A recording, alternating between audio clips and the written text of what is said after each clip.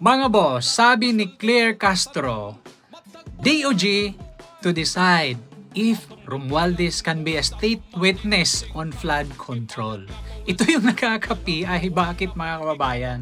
Kasi sabi nga ni Magalong, doon na papunta yung investigation. Wala kasi siyang he doesn't have any authority. He doesn't have any jurisdiction kung sino ang pwedeng imbestigahan. Pero sabi ni Magalong, dapat managot si Martin Romualdez nito.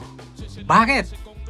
Kasi lahat ng mga pagdinig sa Blue Ribbon Committee ay nagtutumbok or pinangalanan itong si Romualdez at si Saldico. Pag pupunta doon sa pangalan ni Romualdez, yung witness na yon parang pinapatahimik. Ngayon, gagawing state witness? Kalukuhan. Nakaka-PI. Bakit?